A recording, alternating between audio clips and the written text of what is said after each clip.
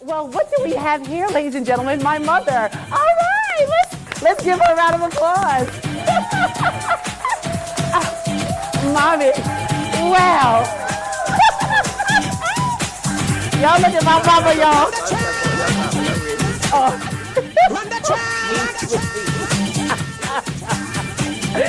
All right, so my mother knows I was not going to take no for an answer. Mic check. Mic check. We have to check the mics, so we're going to allow Mr. Grant to check the mics on that. But I could not have tonight and not have my mother up here with me. So her sister warmed the seat for her, showed her how easy it was. So can we give my auntie another round of applause? Like she did it with no issue. All right, we're still getting the mic straight, but this is the woman who had the honor and the privilege of giving birth to me. Like, oh my God! It was the best day of her life. Like, oh my goodness. But she has to exit stage left so that we can check the microphone real quick. And while she's doing that, I really am so happy that my mom is here and able to witness the legacy continue and celebrate her mother, be here with her sister. My other aunts and uncles are not able to be here because they're in different parts of the country. And they probably are watching on Facebook right now. And I know my uncle is commenting. Please forgive him in advance because my uncle is special. And he will say all sorts of things. Unc, I love you. I know you're watching on Doe, on G, all of my cousins.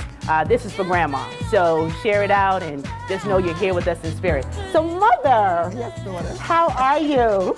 Isn't she beautiful? Oh my goodness.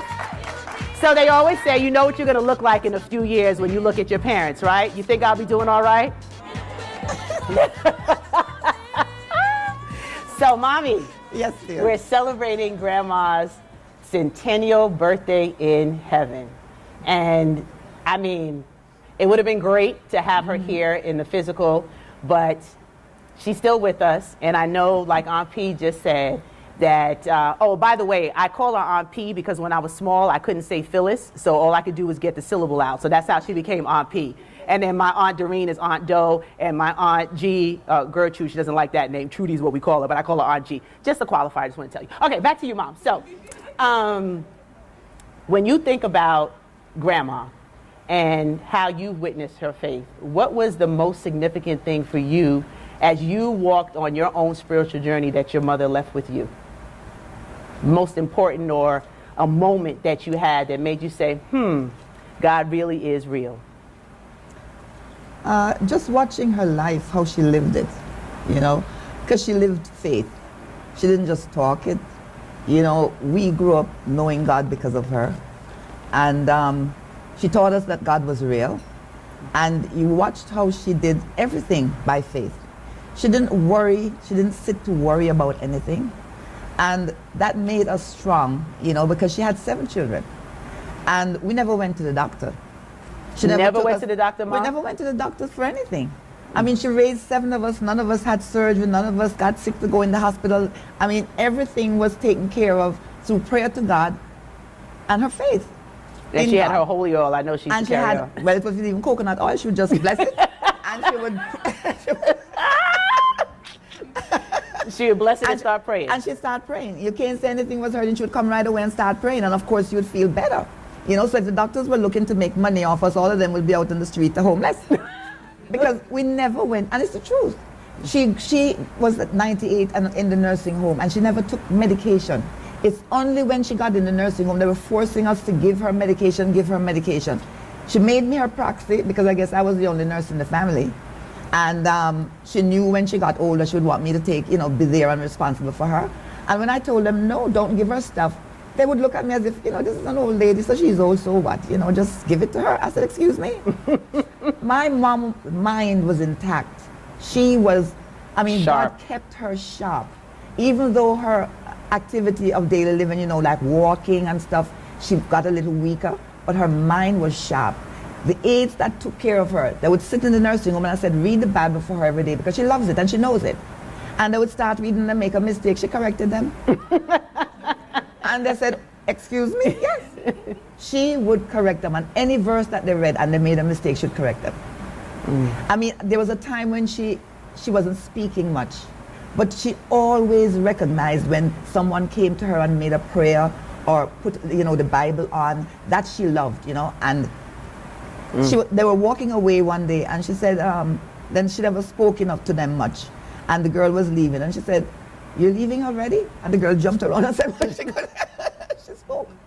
But she was speaking periodically because of her condition. But I thank God that he kept her mind intact. And at her age, I mean, she was sharp. Her skin was smooth. I mean, there were no wrinkles at 98. She didn't look her age. Not at all. And I said to myself, well, I thank God, because if you ever wish anything, is to keep your mind intact. Amen to the that. The body can fail, whatever, but keep that mind intact. Amen. Because when somebody does something or something is happening, she can respond, she can tell you what's going on. And that's how I was happy that the Lord kept her mind intact. And she never had pain.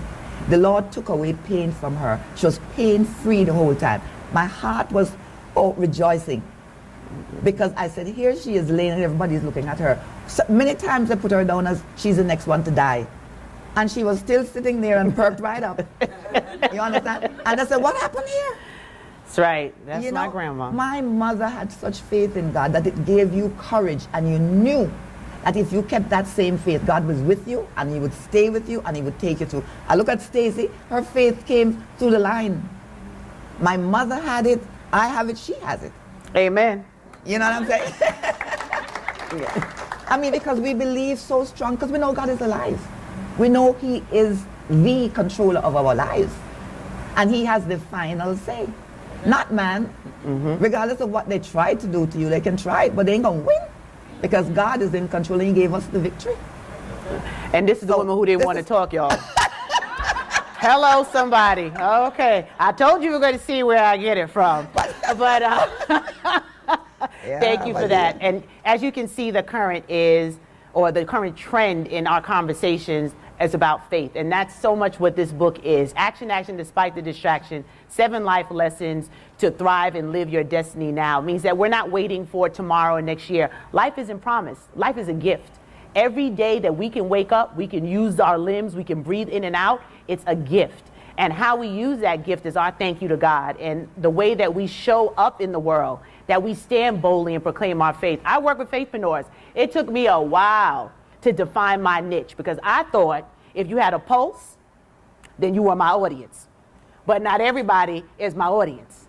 So when I call my audience by name faithpreneurs, you say, well, what is a faithpreneur? Well, it's protected by me. Clive Vanell, Esquire, you still here? Yeah, trademark attorney. So it is protected. And in that protection, faithpreneur means you're an entrepreneur with a fidelity to God in organizing, managing, and sustaining your business. That we realize that the success and the abundance and everything you seek only comes through obedience to God.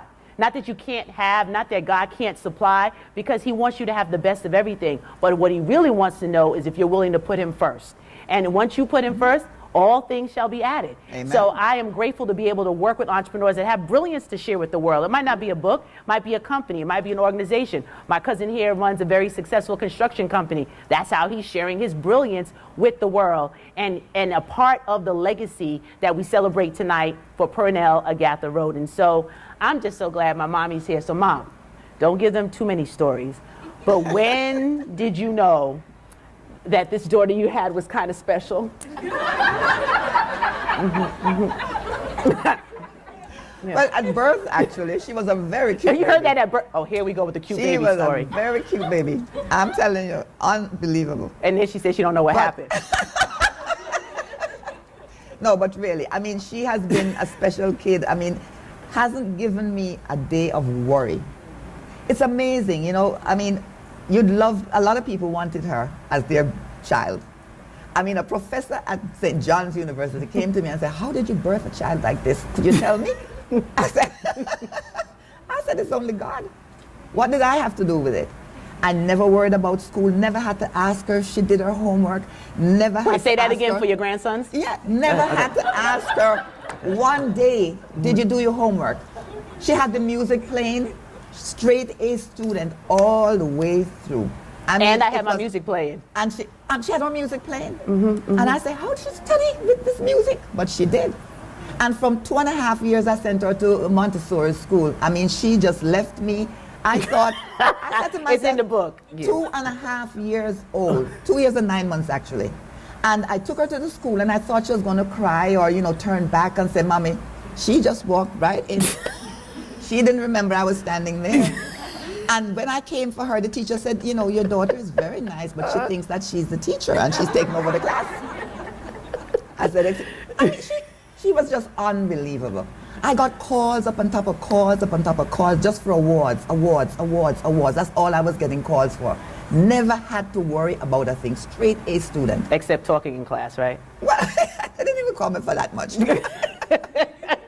I mean, when she was it wasn't junior high. St. Mark's. St. Mark's.